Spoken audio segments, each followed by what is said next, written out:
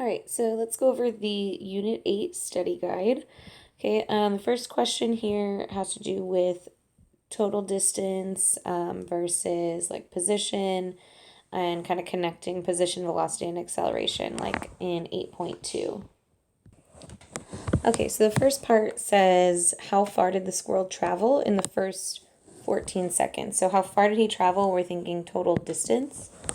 So we want to find the area here and think absolute value. So even though this part is negative, we want to think of it as positive for total distance. If it just asked displacement, then we would think of this as negative, right? So this is going to be the squirrel going towards building B. This negative velocity means he's going back towards building A.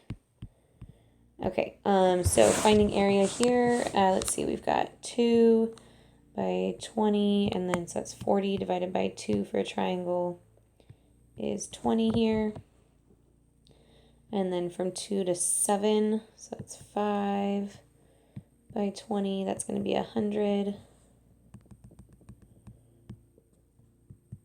And then here we've got another 2 by 20 is 40 divided by 2 is 20. Down here, this looks like 1 times 10, so that's 10 divided by 2 is 5 there. This is 10 by 10 to 14, so 4. So 10 by 4, so that would be 40 for that rectangle. And that's all I need to go up to for this, right? I just need to go up to the first 14 seconds.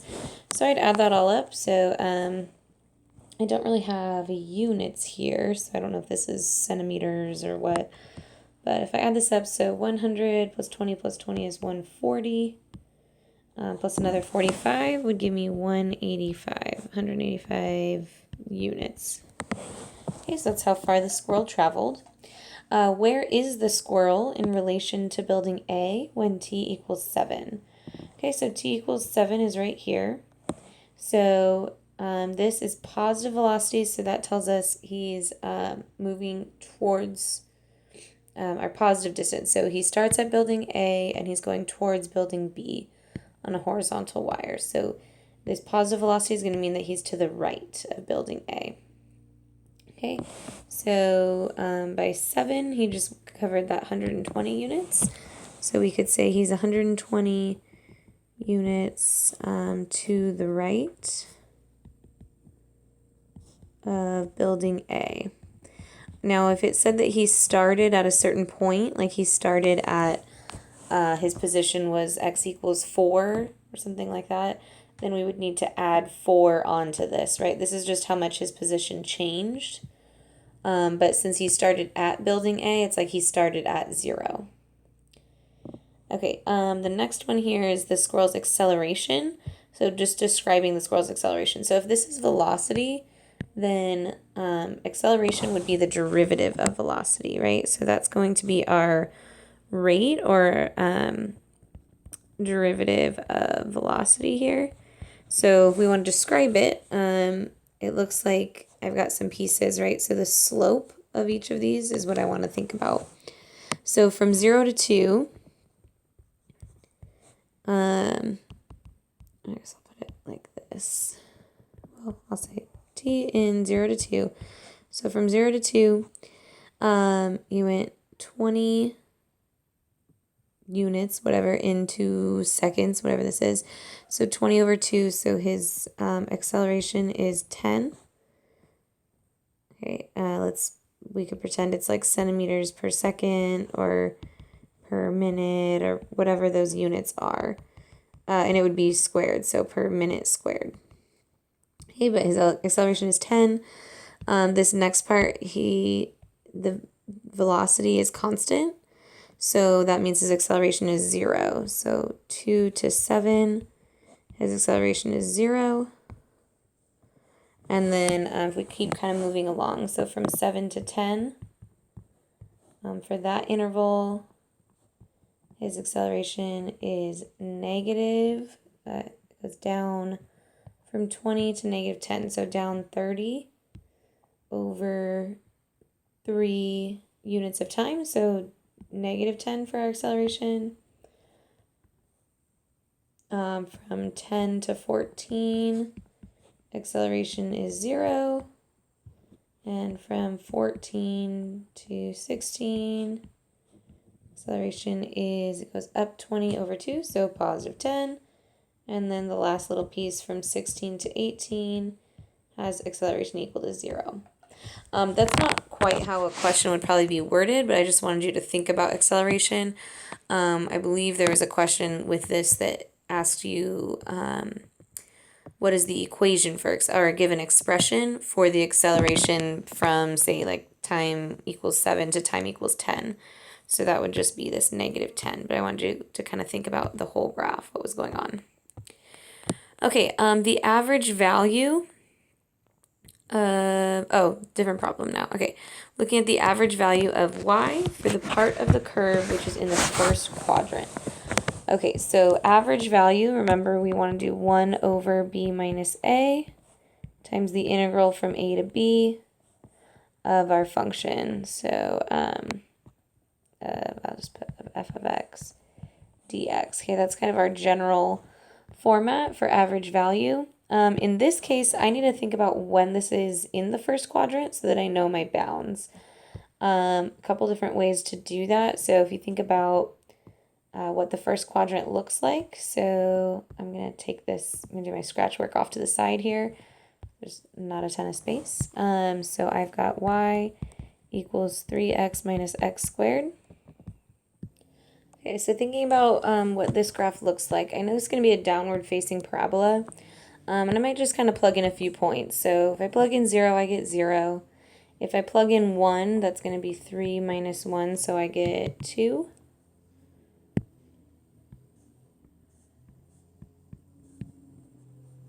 Okay, if I plug in 1, I get 2. If I plug in 2, that's going to be 6 minus 4, so that's also 2. If I plug in 3, that's 9 minus 9, so that's 0.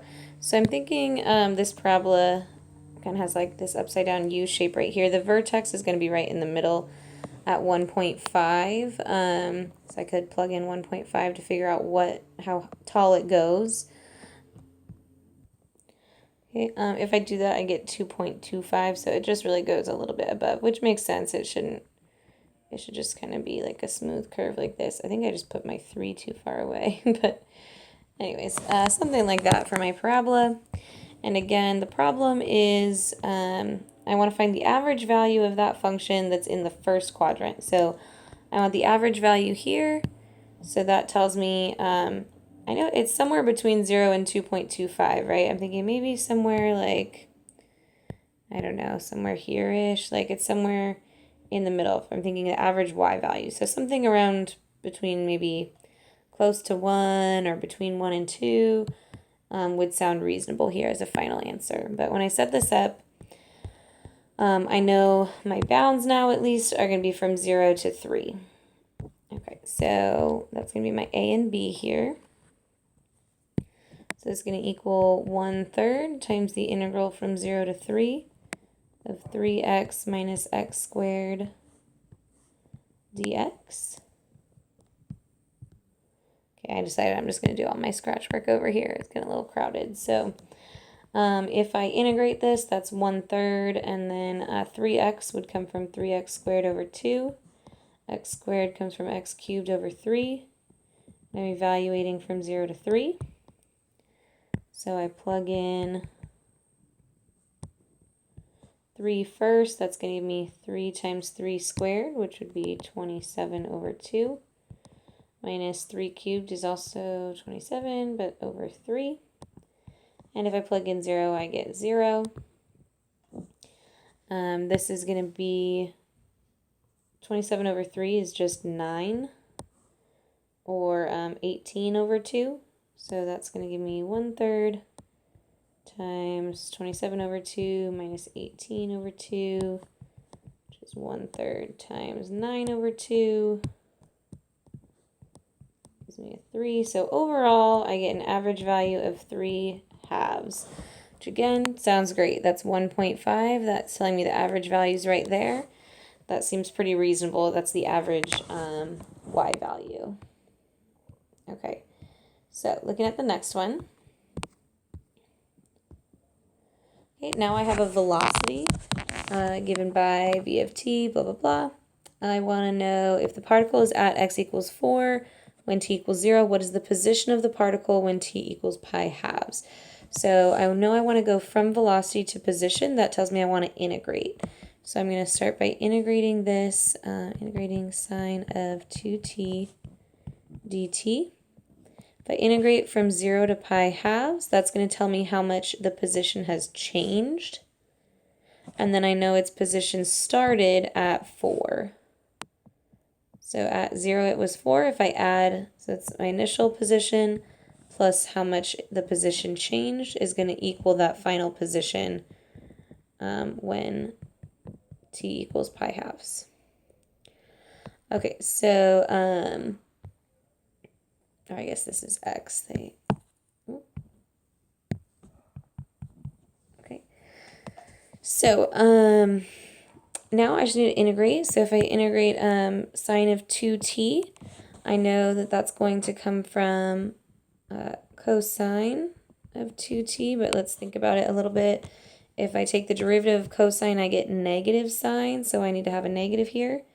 I'd also get times 2 for the derivative of the inside, and this doesn't have a times 2, so that means I need to divide by 2 or put a 1/2 there to kind of counteract that. So I've got 4 plus negative 1/2 cosine of 2t evaluated from 0 to pi halves. Okay, and then this looks like, right, so looking at this scratch work here, if you do evaluate from 0 to pi halves, plugging in pi halves means you're just going to have cosine of pi, which is negative 1, times that negative 1/2 is going to give you a positive 1/2. And plugging in 0, cosine of 0 is 1 times 1/2, so you end up with 4 plus 1, which is going to give you 5. So that means, so it's the total that it's changed position, or the amount it's moved, would be 1 unit plus that original 4 units that it started at. Okay, and that gives you its final position now at 5. Okay, looking at the next one, this is like an explanation, so they're wanting to make sure that you understand what these integrals give you. Okay, we have the rate of fuel consumption in gallons per minute recorded during an airplane flight is given by function r of t. Okay, so r of t gives gallons per minute. So if I integrate gallons per minute, that means my graph shows, this is gallons per minute, and then this is minutes. So if I find the area, that'd be gallons per minute times minutes, so the minutes cancel out. When I integrate, I would just get gallons. Okay. This one is going to be like an average value, right? Because it's 1 over b, so I'm thinking average value, and then b is a unit of time. So I would get gallons when I integrate, but then I'm dividing by minutes again. So that's going to be gallons per minute as far as units go. More of what they actually mean. So, okay, what does this mean if I integrate from 0 to b? B is some number between 0 and 90. So that's going to be the total gallons that it's fuel consumption. So the total gallons that the airplane used from time 0 to b. So, or in the first b minutes. So the total gallons of fuel used in b minutes, okay, or from time 0 to b. Okay, this one would be the average value. So again, we're in gallons per minute. If I wanted to write this out, I would say that this is going to be the average rate, because my units are gallons per minute, so the average rate of fuel consumption. Average rate of fuel consumption during the first b minutes. It's in gallons per minute. Okay. Okay. So that's what that one would be. Now we're getting into looking at areas. So I'm going to draw a graph of this. So I've got the area of the region bounded by y equals e to the 2x, the x-axis, the y-axis, and the line x equals 2. So let me draw a picture of this. The only one that you really have to think of what it looks like is e to the 2x, which we should have a general idea that exponential is going to look kind of like this. And then you can always plug in a couple of values to get a little approximation of what that curve is actually going to look like. Okay, so thinking about graphing this, I've got my x-axis, y-axis, and the line x equals 2. Now e to the 2x, again, I know the general shape is something like this, right? But I don't really know exactly where it's crossing. If I plug in 0, I get e to the 0, which is 1. Right, if I plug in 1, I get e squared. So e squared, I'm thinking, well, that's somewhere, let's see, e is like a little less than 3, so that's like a little less than 9. But then if I plug in 2, then I'm looking at like e to the 4th power. So again, if I think of e as like less than 3, so 3 squared is 9. 3 to the 4th is going to be like somewhere like 81. So it's smaller than 81, but bigger than, let's see if e is like bigger than 2. 2 to the 4th is 16, so it's somewhere in that region, probably closer, maybe in the 50s. If I look at an actual graph here, let's show you over here, the actual graph of this is going to be, if I plug in 2, I get 54.5. Okay, so I'm just going to kind of do a general sketch here. I just know that it's something like this, and then it kind of goes way up and it crosses there. Okay, that's my y equals e to the 2x. Okay, what I want to know is the area of this region. So I'm not revolving or anything like that. I just want to know the area. So I'm thinking, okay, well, I can take each little piece. I could just do top minus bottom, right? And then integrate each little piece here would be with respect to x. So my area is just going to be each of these little rectangles, right?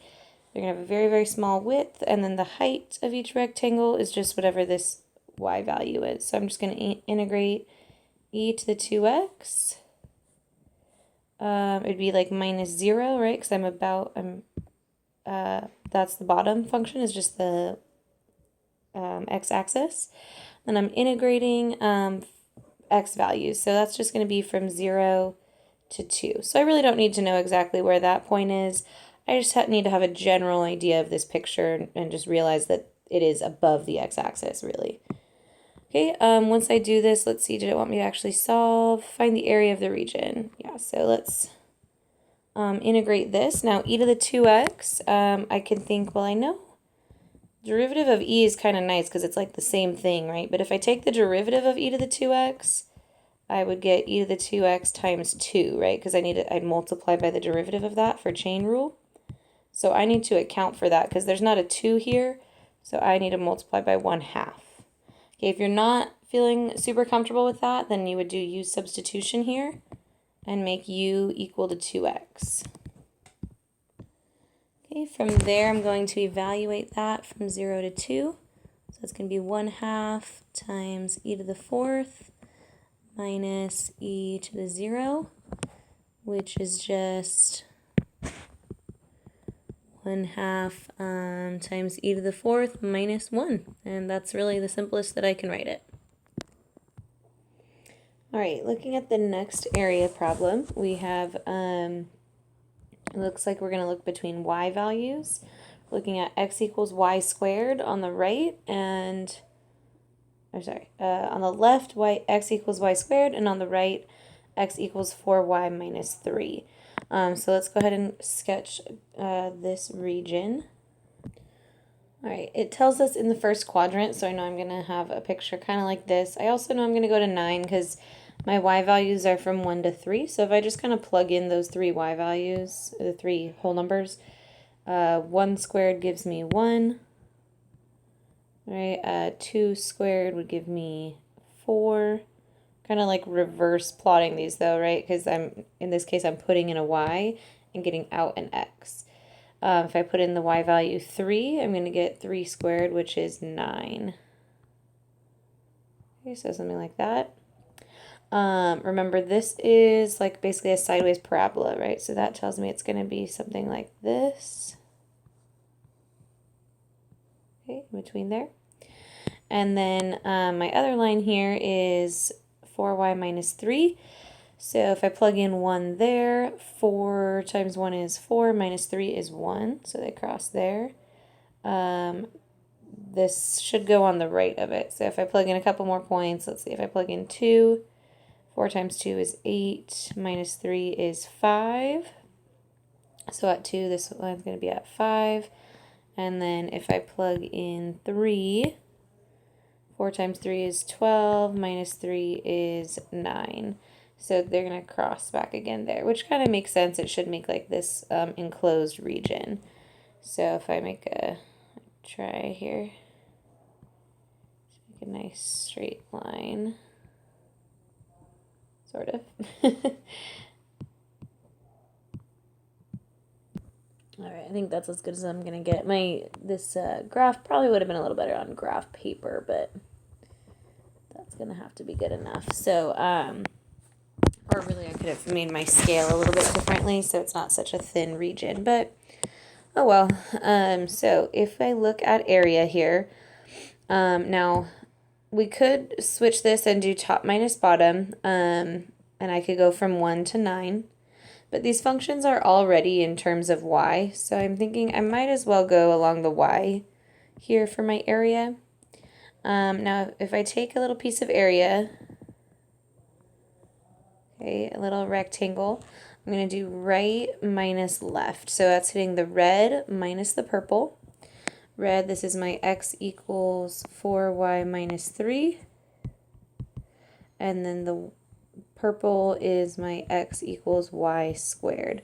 So for my area then, I'm just going to integrate all those little slices, right, as I work my way up on the y-axis. So I'm going from y equals 1 to y equals 3. I'm going to integrate right minus left, so I would do 4y minus 3 minus y squared.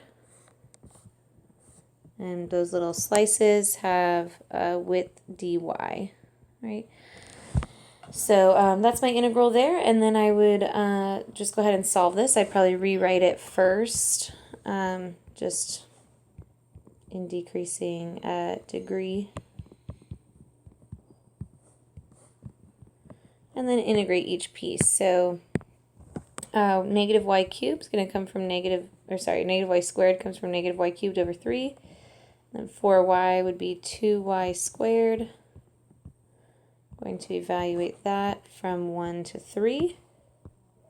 If I plug in 3 here, that's going to give me negative 27 over 3. Plus, plug in 3 squared is 9, so plus 18 minus 9. Minus what I get if I plug in 1, so it'd be negative 1/3 plus 2 minus 3. Okay, and then 27 over 3, that's just the same as negative 9. So I've got 18 minus 9 minus 9, so that whole thing is just going to be 0. And then looking over here, if I've got 0 minus 2 minus 3 would give me a negative 1, so that's negative 1 minus 1/3, so that'd be negative 4/3. It's minus a negative, so I would add 4/3. So my overall area would be 4/3 here. Okay, looking at the next ones, we've got volume, I think, or still an area one and then some volume. So looking at area here, this is when we have multiple regions. So if I look, I've got 3 regions here, right? The top minus bottom switches each time, right? So we have some similar integrals, but they are different. So I'm going to set this up. I guess the first thing I need to do is see when they cross. So I want to see what are these points? What are these x values here? So I'm going to say, well, when does 2 sine x equal 1? That would mean that sine x equals 1/2. I know that happens on my unit circle when I'm at the lower one, right, is when it's 1/2. So that's at pi 6. And then on the other end over here at 5 pi over 6. So pi 6 and 5 pi 6, and that kind of makes sense just based on this diagram too. It's like pretty close to 0, pretty close to pi. So that seems reasonable. Okay, so when I set up my integrals here, the total area, I'm going to have 3 pieces added together. So I'm going to do the integral from 0 to pi 6 plus the integral from pi 6 to 5 pi 6 plus the integral from 5 pi over 6 to pi. Okay, and then I just need to think, like, what am I actually integrating here? I'm going to move that one over a little bit. Okay, so I'm integrating along the x-axis then. So I'm saying that I'm going to be doing dx for all of these. Okay, and then what I'm actually integrating is for area. So I want to, the dx is like the base, right, of each little piece. I want to know what the height is of that like rectangle there. So that little base is dx. The height is whatever the difference is in those two functions. So this first piece, if I do top minus bottom, that's going to be 1 minus 2 sine x. Next piece, though, if I want to know how long that is, that's going to be the top minus the bottom, which is switched now. So this is going to be 2 sine x minus 1. And then the last pieces would have, again, 1 minus 2 sine x. Okay, so just integrate and then evaluate each piece. So I'll do that. I'll pause and do the scratch work there. Okay, so assuming, tried to be very careful with my positives and negatives here, right? So cosine of pi 6 is going to be a positive rad 3 over 2. And then cosine of 5 pi 6 would be a negative rad 3 over 2. And we're multiplying by 2, so that's why I get all these positive and negative rad 3s. Keep in mind sometimes it's a negative 2 times a negative, so that's why we end up with like a positive there. Okay, but this is what you should end up with here. Notice we have a lot of kind of similar things, so I'm going to try to go through and kind of cancel some of these out, or combine sort of common elements at least. So it looks like I have a plus rad 3, positive rad 3, minus a negative, which is really a positive rad 3, and then minus a negative here, which is really a positive rad 3. So all of those, it looks like I get 4 rad 3. Okay, so I'm going to kind of cross those out now from my own reference here, combining like terms. So then I've got a minus 2, minus another 2. Okay, so I'm going to write that as minus 4. And then I've got all these pi things. So let's see, I've got pi 6 minus 5 pi 6. Actually, let's jump here first. It looks like I have pi 6 minus a negative pi 6. So that's going to be plus pi 6. Ooh, what am I doing? Okay. So that's going to be 2 pi 6 there. And then I have minus 5 and another minus 5. So minus 10 pi 6.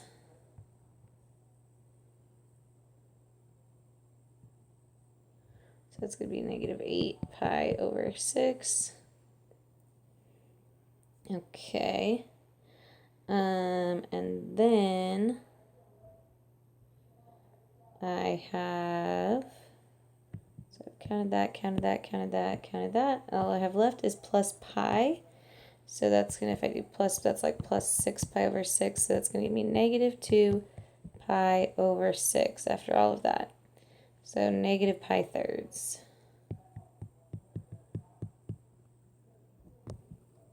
Okay, so this is going to be, oh, I forgot my -4 and then minus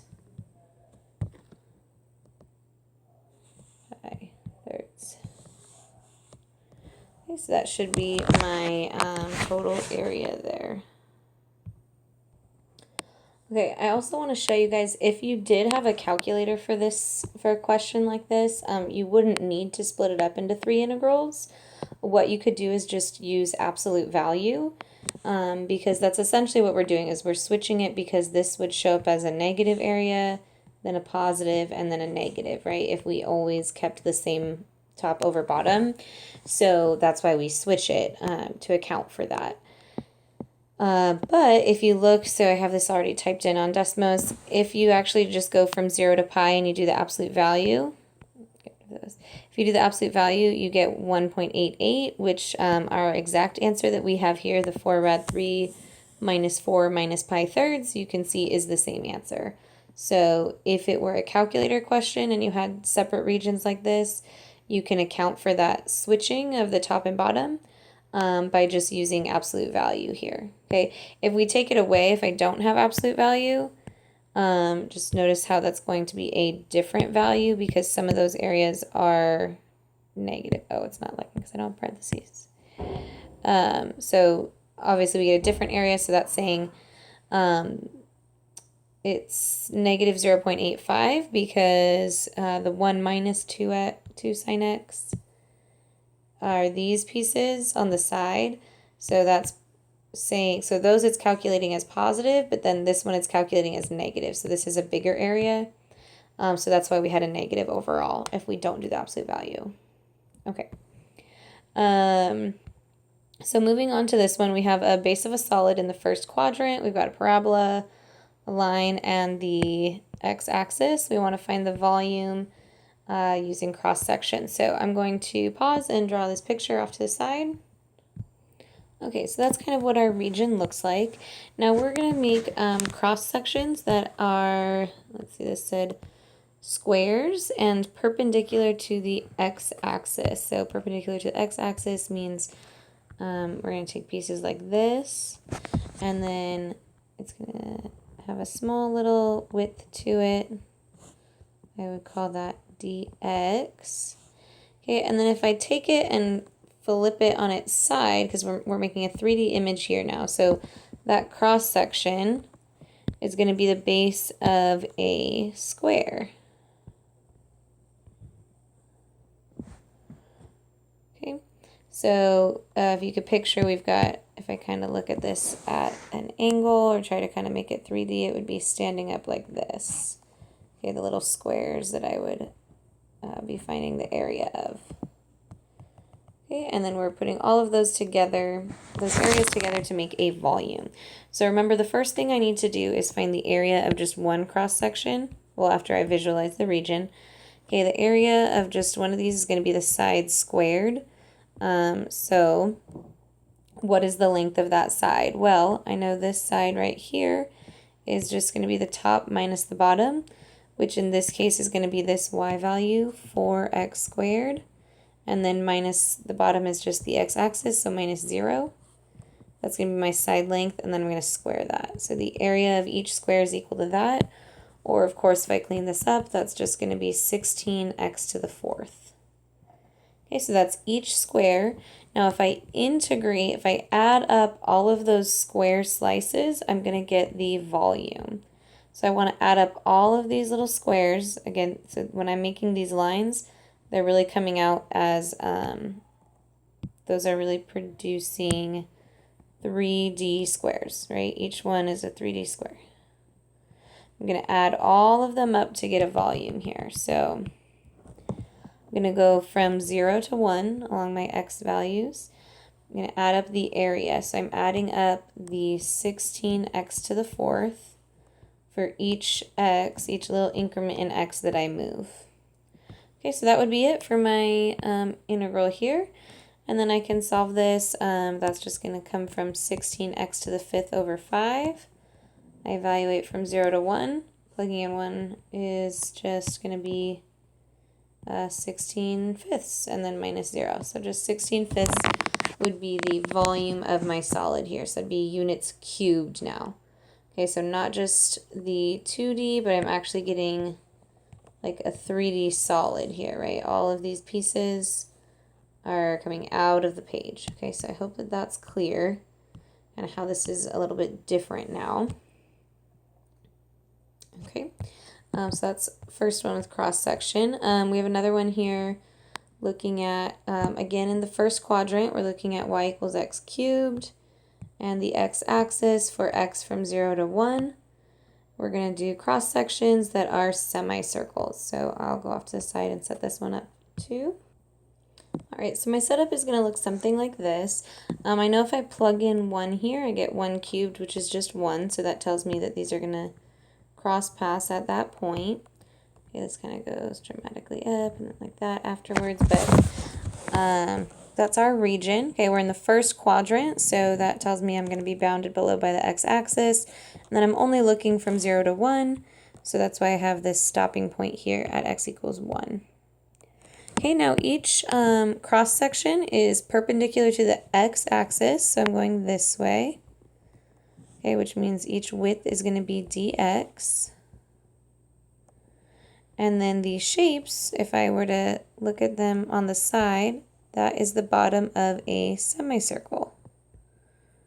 Okay, so each of these would be making semicircles if I kind of look at it in a 3D sense. Okay, so they're all kind of making this funnely shape that's going to get like bigger as I get closer to the end. Okay, so with this, okay, once again, that's that same piece, and then it's a semicircle. Oh, yeah.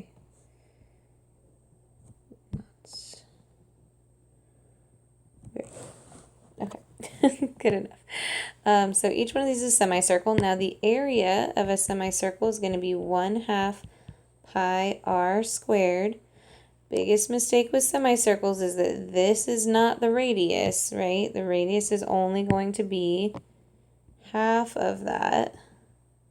So if I think about that width here, it's not going to be that whole thing, it's just going to be half. So what I could do is find that whole thing and then divide it by 2. So my radius here is really going to be, it's the top minus the bottom, but then divided by 2, because I really just want half of that.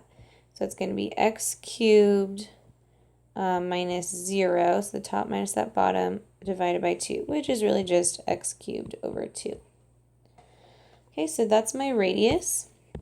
And then plugging it into this area formula, so the area of one semicircle would be 1/2 times pi times x cubed over 2 squared. And I probably want to clean that up. That's really just going to be, I've got 1/2 here, and then if I square the 1/2 on this side, or with this, that's going to give me 1/4. So altogether I have 1/8 pi times x, and then cubed, squared, power to a power I multiply. So it'll be 1/8 times pi x to the 6th power. Okay, and then for my volume, I'm just going to integrate that, right? I'm going to add up all of those areas. So I'm going to integrate from 0 to 1. Okay, right, I'm adding up all these semicircles. They're coming out of the page, right? So each semicircle is 1/8. I can actually pull that 1/8 pi out in front. 1/8, or I'll just say pi over 8. How about that? So pi over 8 comes out in front, and then I've got x to the 6th. And then each one really does have a really, really small width to it. That's dx. That's what makes them actually 3D. And then I'm adding all of those little slivers up from 0 to 1. So that gives me my volume. I can integrate here. This is just pi over 8 times x to the 7th over 7. Evaluating from 0 to 1 gives me just 1/7 there. So it'd be pi over 8 times 1/7. So I get a final volume of pi over 7 times 8, which is 56. Okay, looking at the next volume, we've got the graph y equals x cubed, the vertical line x equals 4, and then the horizontal line y equals 8, and we're going to revolve around that horizontal line. So I'm going to set up a picture. Okay, I'm realizing this one is probably poorly worded. For number 10, they should have also added like in the first quadrant or the x-axis so that it's clear, because really this doesn't enclose just one region. But I'm going to assume that we're going to look at this region right here. So looking at the x-axis as a block as well, then we have this region in here. Okay, so if we take that and we revolve it about the line y equals 8, this is going to be kind of one of those interesting cases where over here we have washers, right, where we've got solid outside disc, but the inner disc is being scooped out, right, for all of like this portion from 0 to 2. And then the second part is going to just be discs. Okay, we're moving along the x-axis still, so because we have a horizontal axis of revolution, so our pieces here are still going to have a width of dx. So that's nice. Everything stays in terms of x. When we go to set up this integral, though, we want to do two separate pieces. So in graphing, by the way, just to back up a little bit, so y equals x cubed, I just plugged in 0, 1, and 2 and got this graph. This purple, it would keep going up quite dramatically steeper after that. And then over here it kind of goes down like this. So this would have been like infinite if we didn't include the x-axis there. So I'm going to just say that they meant to say that and didn't. Okay, so if we look at this, we've got two different integrals. So this first part is going to be washers. And my radius, I have a big R and little r, right? So big R would be this whole thing, which is just going to be a consistent height of 8, right? So it's just, it'd be like 8 minus 0, right? Would be the top minus bottom. So that's just going to be 8. If I square that, that means it's 64. Okay, the inner radius here, I should label that. And this is also r. Okay, the inner radius over here is going to just be that purple function. So that's going to be x cubed. But I've got to think about it a little strategically. I want to do top minus bottom. So that's really 8 minus x cubed. And then I would be squaring that. Okay, these discs on the other end here, I'm just going to look at the consistent radius that I have, which is equal to 8. So if I square that, that's just 64. Okay, so if I go to set up my overall integral for volume, I'm going to say, well, first of all, I'm going to split it up into two. So I've got my washers, which are going to be pi times big R squared minus little r squared. So 64 minus 8 minus x cubed squared. All of that is times dx. Going to move this.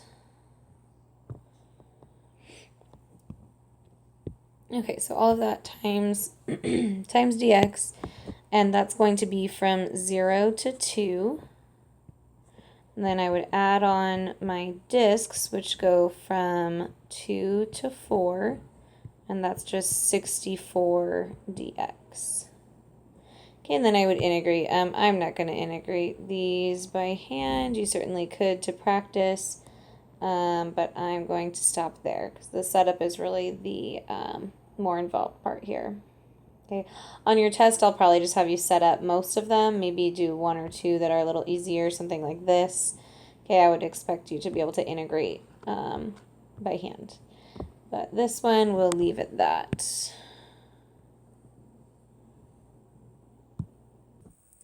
All right, so looking at number 11, I've got the x-axis, the line x equals 5, and then it also said the hyperbola, x squared minus y squared equals 9. So if I'm not really sure what that looks like, I'm going to plug in some points here. So if I plug in, let's say maybe I want to rearrange this so that it's y equals. I also am revolving around a horizontal axis anyways, so when I use this, I know I want like y equals something. So if I move this around a little bit, I get y squared equals, if I add that over here and then subtract the 9, so y squared equals x squared minus 9, or y equals square root of x squared minus 9. So it looks like if I plug in like 3, right? If I plug in 3, 3 squared is 9, so 9 minus 9 gives me 0. If I plug in 4, that's 16 minus 9, which is 7. Square root of 7 is going to be like somewhere between 2 and 3. So it's kind of, and 5 would be 25 minus 9, should be 16. So that's going to give me 4. So it's going to kind of go, it's kind of parabolic. I'll show you a Desmos graph of this. Hyperbola is, it looks like two kind of sideways parabolas. Okay, if you haven't seen that conic section before, it's that's what a hyperbola is. So what we're looking at is just like this top part. So we kind of just see it go out. So our graph looks something like that.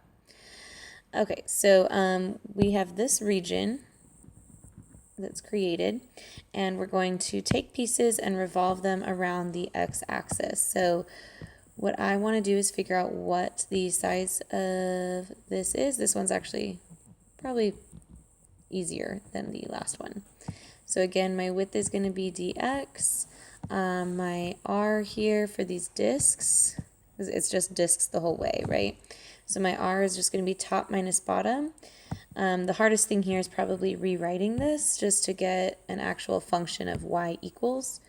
So our r would be square root of x squared minus 9.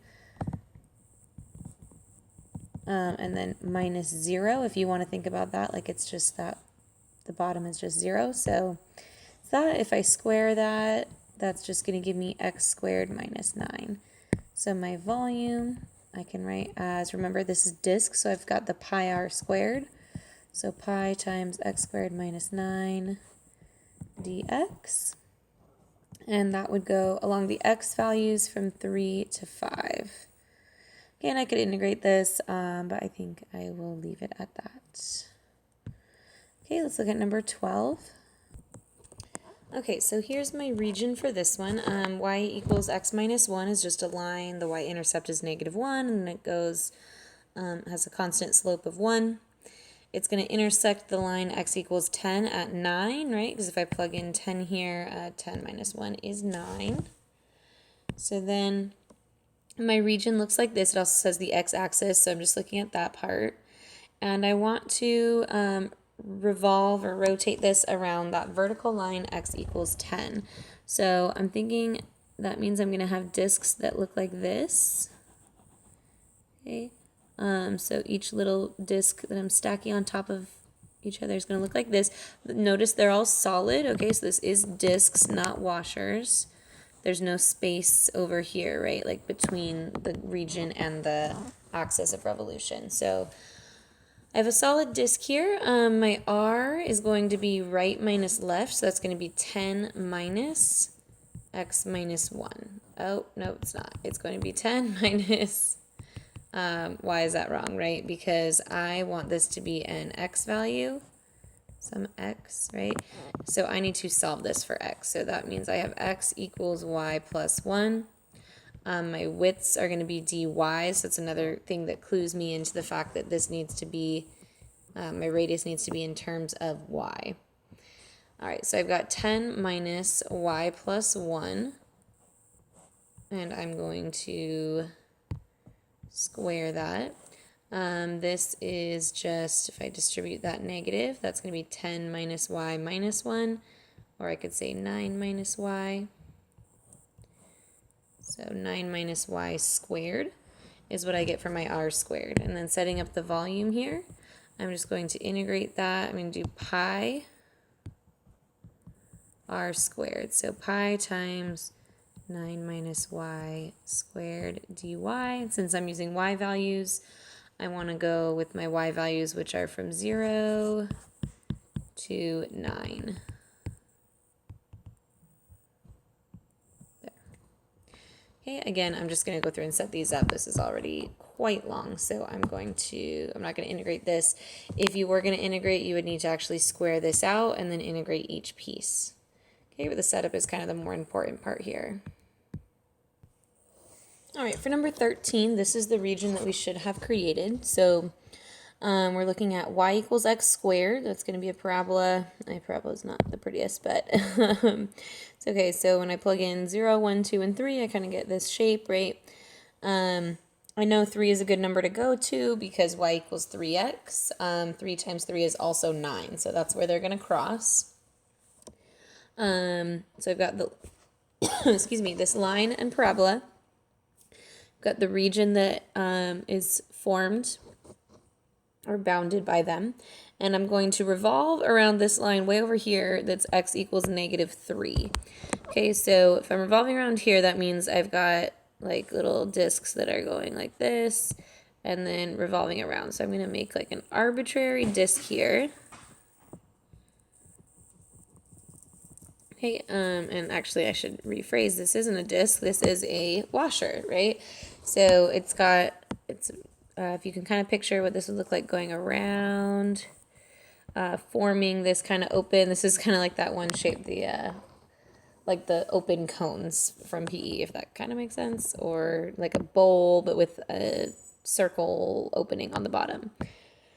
Okay, so it's got this big R that goes all the way to the edge. It's the outer edge of the disc, and then this inner R, right, is like what I'm going to hollow out or erase, right? So if I go to, let's find each of these radii. So my width is going to be dy though, right? So I should probably rewrite these solving for x. So I've got x equals y over 3 for that one, and then this one, if I square root both sides, I'm going to get x equals the square root of y. Okay, so now I can find my radius, the big radius and little radius, both in terms of y. So big radius is going to go all the way to the purple, so that's going to be square root of y minus, right minus left, so minus -3. It's going to be plus 3. I'm going to square that. The inner radius is going to be, again, right minus left, so I've got this line here. That's going to be my y over 3, and then minus the left, which is minus a -3. So that becomes plus 3, and I'm going to square that. Okay, I just put that together for my volume then. So volume is going to equal pi times the integral. I'm going along the y values, so I'm going to use my values from 0 to 9, where the graphs cross here. Again, that's at 9. Okay, and then I'm going to do big R squared minus little r squared. So square root of y plus 3 squared minus y over 3 plus 3 squared. And that's going to all be dy. Okay, so again, I could square this out, try to kind of simplify and then integrate, but I'm not going to do that. For this, I probably would not have you guys do that on a test either. A lot of these questions would either be like multiple choice, and it would ask you about the setup. So it would say like which integral represents this area or this volume, or it might be on a calculator section where you would actually just type that all into your calculator and get an answer. Okay, and last but not least, finally, number 14. This one, they give you a picture and say we're going to have this region that's in the first quadrant. Shade this in here. Okay, we're looking at 8x cubed, which just by the shape of these, I know that that's this lower function because a cubic looks like this, right? Roughly, it curves. So that tells me it's this one. And the other graph is sine, and this kind of has that first bump of sine look to it. So this graph above is the y equals sine of pi x. Okay. Excuse me. We want to write an integral expression for the volume of the solid generated when r is rotated about the horizontal line y equals 1. So I already have that line y equals 1, and I have an arrow set up to show that's what I'm rotating about. So what I want to do here then, I'm actually going to move this. Oh. I'll rewrite that. So this equation here is y equals sine of pi x. Okay, but I want to look at a sliver here. So I'm going to take a disk and revolve it around that y equals 1. So my disk, if I take just like an arbitrary one here, it would look something like this. So this is the solid part, and then this is the hollowed out, right? So that's my little r radius, and then this whole thing here would be my big R. Okay, so we just need to set up our volume integral here. So volume is going to be pi times, it's just washers the whole way through. Okay, if you think about, you kind of want to picture sliding this piece, which is a dx, right? You want to kind of picture like what happens as you slide it right and left, and you'll see even if you get all the way to this edge, it's just it's just that point where they meet. So you still have washers all the way through, okay? And then over here at this extreme edge, it's just that little point, but it is still technically like the end of that washer. Okay, so we're going to do pi times the integral. We're going along x values, so it's going to be from 0, and they already tell you where they intersect is at 1/2. So from 0 to 1/2, and then we've got our big R squared. Kind of skipped that step, huh? So big R and little r. Big R is going to be top minus bottom, so it's going to be 1 minus, and we're good to stay in terms of x, so 1 minus 8x cubed.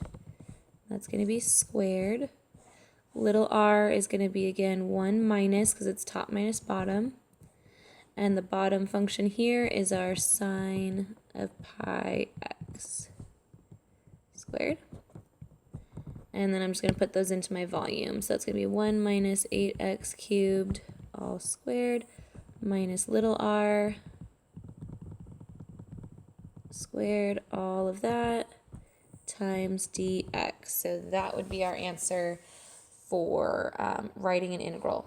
Little things like this, guys, those parentheses, they need to be there or they will mark it wrong, okay? Because it's all of that times dx, okay? That's multiplying by your width. That's what makes it an actual little area. And then we're actually getting a volume because we've got a circle there, right? And then we're multiplying by that width to get a little volume, and then we have times pi to make sure that we've got actual disks, okay, the pi r squared for the circles.